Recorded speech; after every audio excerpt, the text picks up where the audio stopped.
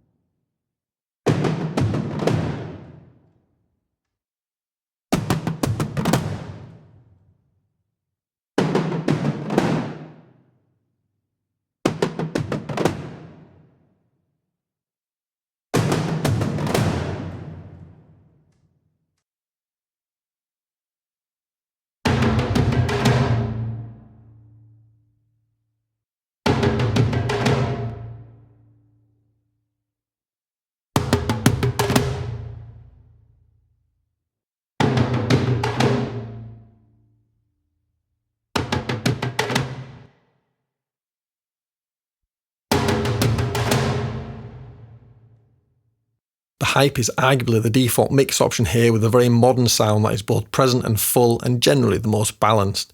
The others are more specialist for particular uses, and the names, aggressive, punchy, snappy and XXL, perfectly describe what you hear.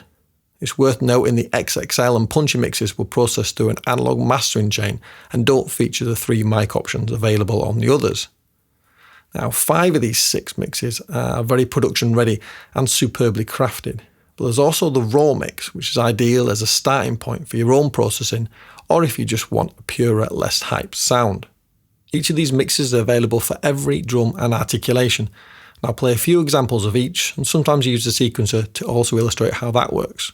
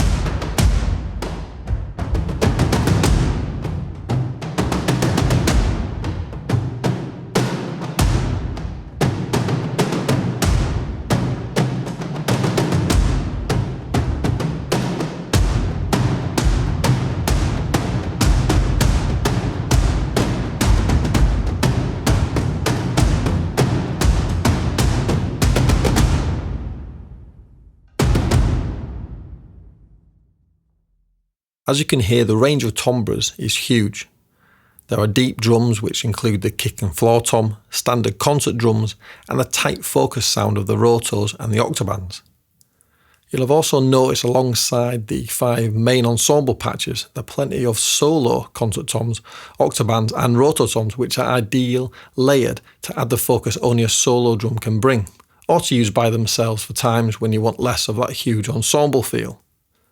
I really like how the concert drums also have a super wide version, and the inclusion of rim click, rod, mallet, brush, palm mute and clack articulations.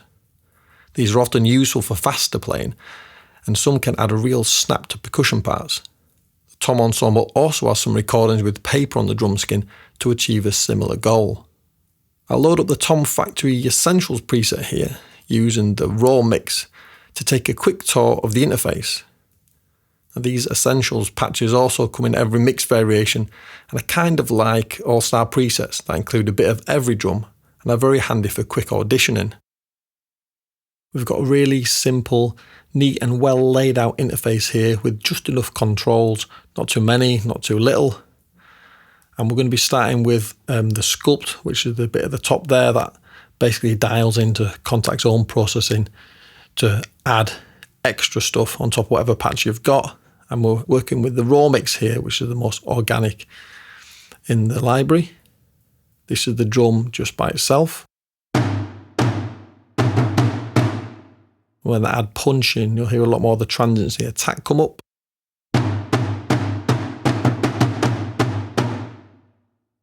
Decay trim deals with the release and shortens the tail of the reverb.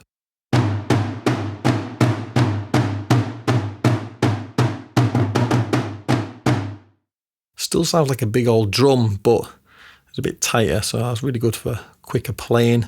Saturate is where we get down and dirty with tape saturation and distortion.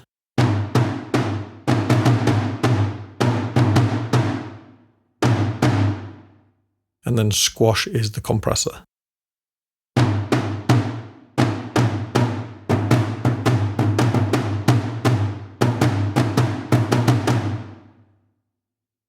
Moving down, the ensemble stack basically stacks up the round robin. So instead of just one round robin playing, there's a number of them all at once.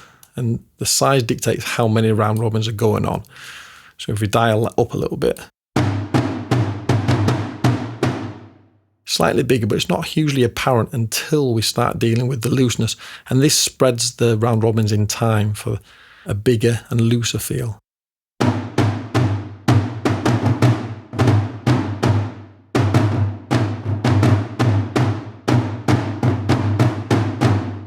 And spread adds a little bit of pitch and some widening to get them uber widescreen.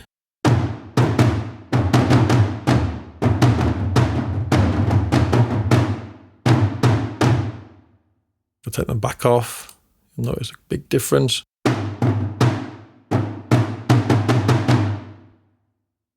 So that's a nice option to have if you really need to take it right up to 10. Spatialization is basically a stereo width there. We can go all the way down to mono and make it excessive as well. And we've got reverb here, which is switched off at the moment. But you've got hall or room and a few basic parameters there. The interesting thing here is the mic mix. Now, there are 3 different mixes here. There's far more mics than just 3 mics, of course, on the session. But these were mixed down to represent close, mid and far.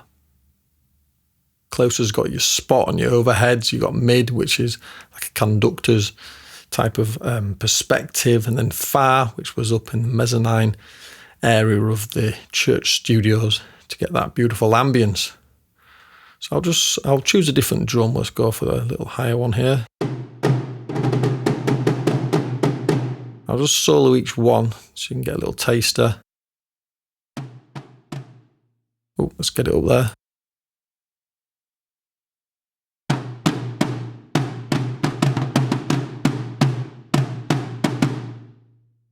And the mids.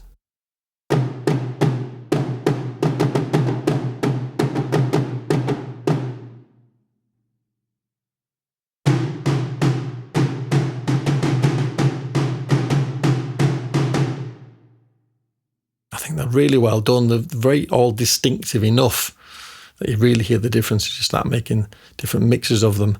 So you can either do it like this, or I quite like this idea here. You've got this perspective thing, which basically changes them all at the same time. So you can go all the way from a far type of mix.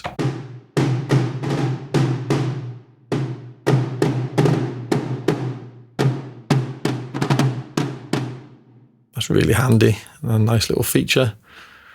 So that's the main page. As we hop on over to the setup, this is interesting because it actually tells you what drum is actually playing. So you can see across the rainbow of the keyboard here. In these patches, we've got loads and loads of different articulations. I think every single one that's available in the library is on here. And when because we've got select by MIDI, when we hit a key, it jumps to the articulation that we're playing.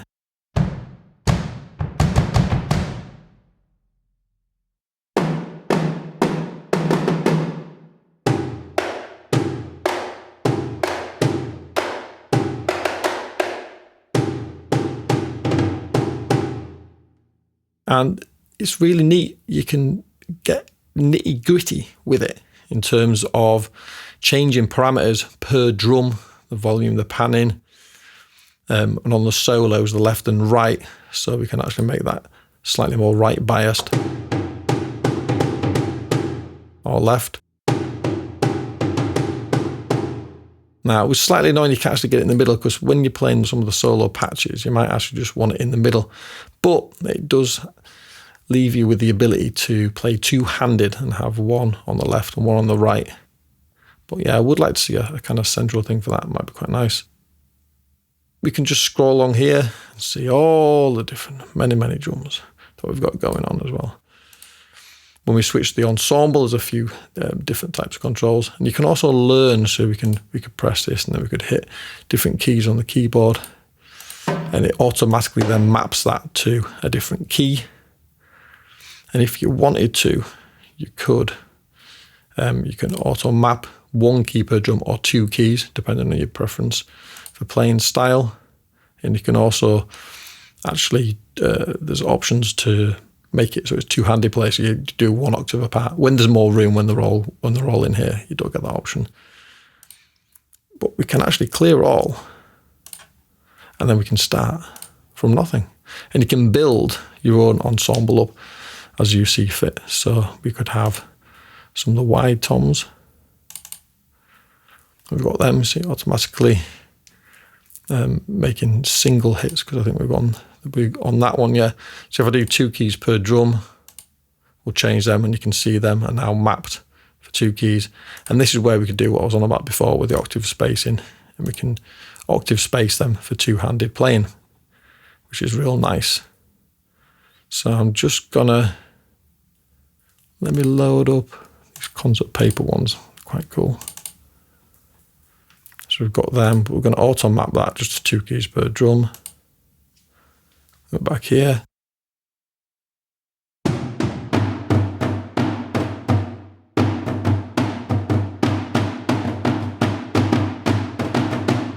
You can also audition them, which is great. So it's a really interesting way and very easy to make your own patch. So it can be as complicated or as simple as you like. Also in this area, we have a dynamic range. So this just, if you've got a keyboard that maybe doesn't have quite the velocity, that's ideal. You can change that to play full whack for everything or have a massive dynamic range. And also sample start, so we can dig in. And what's nice about this is there is a little readout for your latency there, which is brilliant. So you can dial that figure into your DAW and everything's going to be bang on the beat. So we can have a real tighter sort of sample start. Or we can make it a little bit more baggy and get anything that might be a little bit before the hit.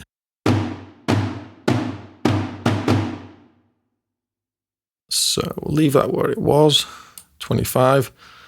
And that's about it for the setup. And the last page is the rhythm, which we've had a little look at before when I was playing some examples of the different drums. But we'll have a little briefer look at it here.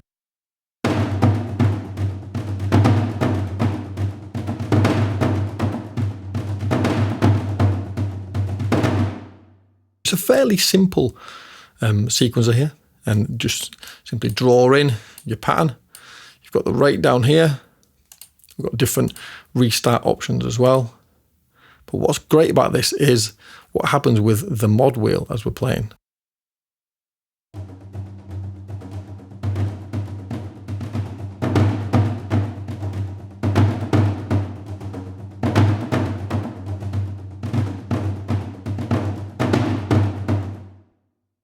Whatever you've got, it keeps the relationship on the kind of makes it from something that's a bit more gentle to something a bit more hardcore. But we can make it even more so by going to extended. Now this will basically take it all the way down to where we were and all the way here. But in the other mode, it stops right there.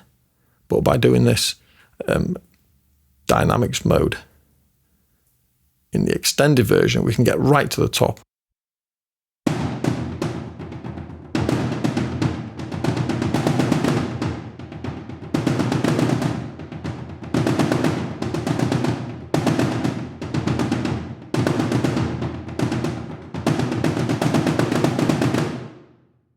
So you can do that kind of thing, which makes your sequences really quite playable, and both are really, really useful things.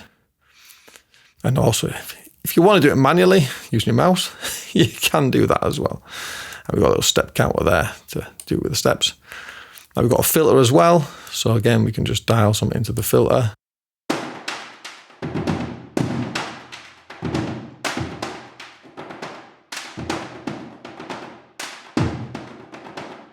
And we've got some humanized options here for timing, how tight we want the timing, how loose and drunken the plays might be, and also a little bit of randomicity on the velocity there as well. And there we are. Turn that back off, and we're back to the main. And that's about it for the interface, and I think it's about everything. What stands out here is not just how powerful, but how flexible this library is. The choice of contrasting tom types is a great move, and on top of that, you've got 6 very different process mixes across both ensembles and solos, all with a variety of playing styles.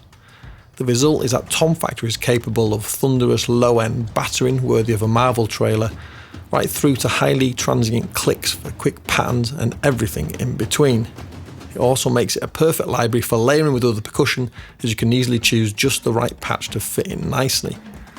This is all laid out in an intelligent way in an interface that has just the right amount of tweakables available, plus a sequencer for instant pattern creation. It's also worth noting that for what you get, the price is really attractive, even more so during the intro offer. My only minor moans are that there are no rolls or flams, and no central panning option for the solo drums. I also encountered a little bit of talking and excessive stick noise in the tail of a few samples, which hopefully is fixable in an update. The recordings themselves are of the high quality we've come to expect from Fracture Sounds. It's a beautifully balanced recording space at the Nave Studios, lively and clear with a dense reverberation of about a second that never gets too long and washy, thus making it ideal for drums. This collection of deeply sampled toms is up there with the very best, and the more well-known big hitters in this space definitely now have company in the shape of Tom Factory when it comes to huge epic drums. Please like, share and subscribe to the channel, and don't forget to check the website samplelibraryreview.com, which has a whole host of different reviews and the weekly deal compressor. Let us know below what you thought of Tom Factory and if it's going to make it into your template.